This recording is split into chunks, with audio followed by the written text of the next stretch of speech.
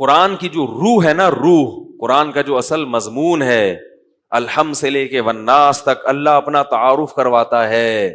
ففروا الی اللہ، دوڑو اللہ کی طرف، اس سے محبت کرو، نماز قائم کرو، زکوٰۃ دو. زکوٰۃ کی روح کیا ہے؟ روح زکوٰۃ کی کہ محتاجوں کی ضرورت پوری ہو. آج اس روح کو نہیں دیکھا جاتا، فارمیلٹی پوری کی جاتی ہے. یہ بھی اہم مسئلہ میں نے کئی دنوں سے سوچا ہوا تھا، بتاؤں گا. دیکھو میرے پاس کالز آ رہی ہیں، ایک صاحب کے پاس نہ سونا ہے نہ چاندی ہے، ڈیفنس میں 1000 گز کا بنگلہ تو ہے مگر وہ ضرورت کا ہے، اپنے بیٹے کو ڈاکٹر بنا رہے ہیں، اس کی فیسوں کے ان کے پاس پیسے نہیں ہیں، ان کو ہم زکوٰۃ دینا چاہتے ہیں. اب فقہی لحاظ سے تو وہ غریب ہیں، کیونکہ مکان وہ استعمال کا ہے اور سونا چاندی بھی نہیں ہے. لیکن اللہ کے بندو، ضرورت مند، بولو بھائی، ٹھیک ہے ان کو دو گے تو فقہی لحاظ سے تو زکوٰۃ ادا ہو جائے گی، بھائی نصاب نہیں ہے. لیکن زکوٰۃ کا مقصد پورا، ادھر لوگوں کے پاس کھانے کو روٹی نہیں ہے اور ڈاکٹر بننے کے لیے کیا کر رہے ہیں؟ لوگوں سے زکاتیں لے رہے ہیں. آپ کہہ سکتے ہیں ڈاکٹر بننا بھی تو ضروری ہے مگر ان کے بیٹے کے لیے ضروری نہیں ہے. قوم میں کچھ تعداد ڈاکٹروں کی ہونی چاہیے جو ضرورت سے الحمدللہ کافی زیادہ چل رہی ہے. میڈیکل کالجز میں ایڈمیشن کے لیے سیٹیں نہیں ہیں، بھر جاتی ہیں سیٹیں، اتنے لوگ ہیں.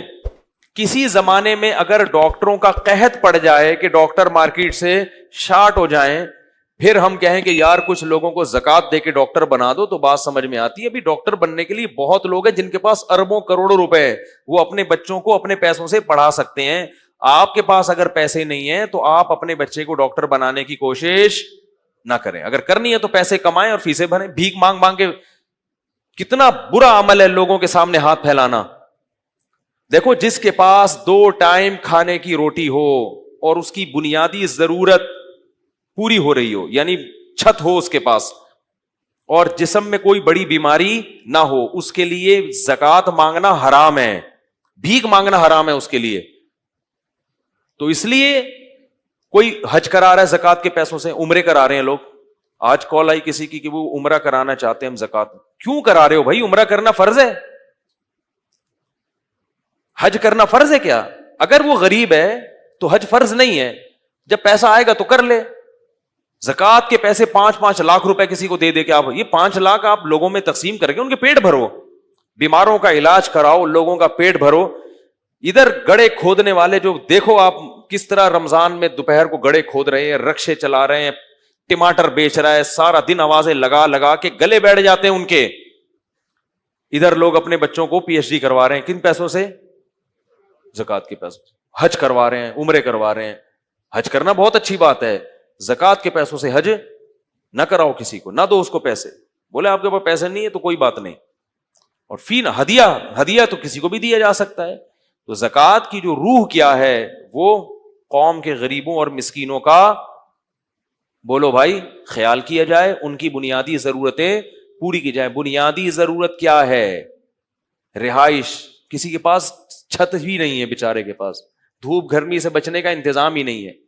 کسی کے پاس روزگار کے لیے رکشہ بھی نہیں ہے، کسی کے پاس ٹھیلا بھی نہیں ہے، کسی کے پاس کھانے کے لیے روٹی نہیں ہے، بیمار ہے علاج کے لیے پیسے نہیں ہے، اور گورنمنٹ کے ہسپتال میں بھی علاج نہیں کر سکتا.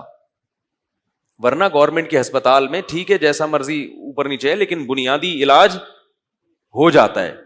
اس کے لیے زکوٰۃ لینے میرے پاس کال آتی ہے نا کہ بھائی علاج کرانا ہے فلاں ہاسپٹل میں کہتا ہوں بھائی جاؤ نا گورنمنٹ کے ہسپتال میں، کیوں نہیں کرا رہے؟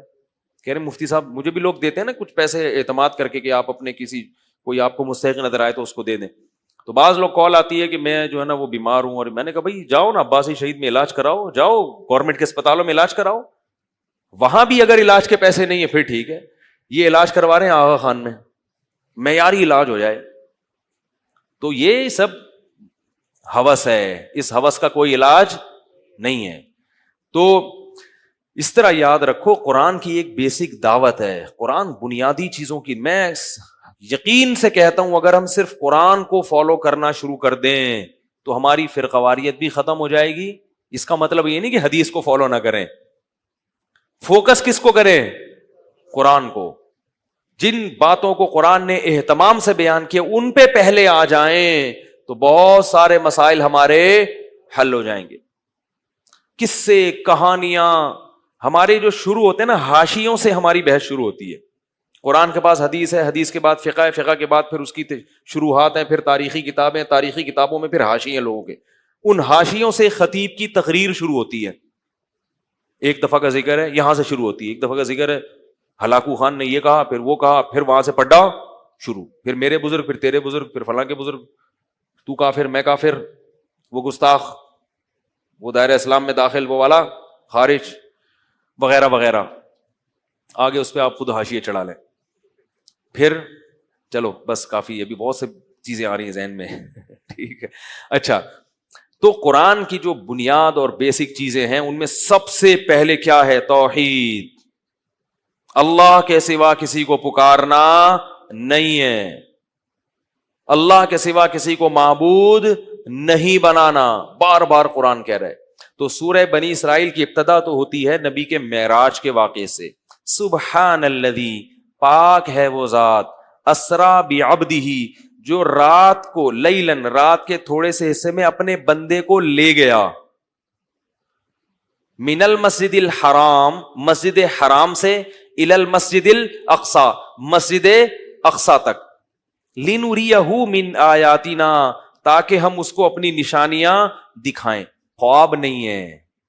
اگر خواب ہوتا تو اللہ یہ نہ کہتے ہر عیب سے پاک ہے, جو اتنے بڑے بڑے کام بھی کر لیتا ہے اور اپنے بندے کو لے گیا.